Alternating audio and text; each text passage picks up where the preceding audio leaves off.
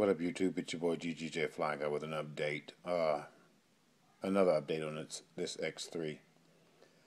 I was about to start breaking it down to try to figure out what was wrong with it. And something just told me to pull that top plate off. When I did, here's what I noticed. Now, I've since fixed it before I made this video. I've actually been working on it. But anyway, right here, OFNA's, just what they do. They don't Loctite a thing. When I pulled the top plate off of there, the set screw, grub screw, was missing, which is the reason why it was a two-wheel drive car. The diff shaft was just spinning inside the cup. No set screw holding it on. As you can see, and if you guys can see, I've replaced it and I've added red Loctite. The funny part is something just said, you know what, check the rear one, and lo and behold, on the rear back here, let's see if I can, and I've since taken it apart and added Loctite, but on the rear, it was loose. It was also loose, the set screw. So I pulled the set screw out and got some Loctite, and I've tightened it down. Often its claim to fame may be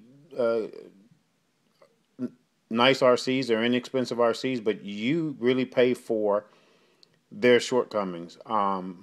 There's just seems like the quality control is just not there. There's no reason they can't buy a $4 or $5 bottle of Loctite and use it on these screws and stuff when they put these things together, especially as rollers, and or just not offer them as rollers, offer them as kit and let people build them themselves.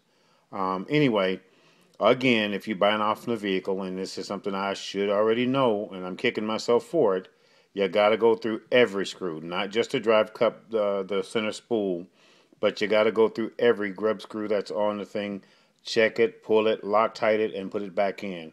They don't seem to want to do that for you, so you have to do it yourself. Anyway, that's what we got on the update, again, for this X3. Hopefully this will resolve my two-wheel drive problem and it'll return back to four-wheel drive. I'm going to give that Loctite some time to set up overnight, and then I'll put this thing back together and try to take it out for another shakedown run. We'll see what happens on this one. But in the meantime, I am going to go through and check and see if there are any other screws that I need to Loctite and make sure everything else is done. Anyway, it's your boy GGJ Fly Guy. We're signing out.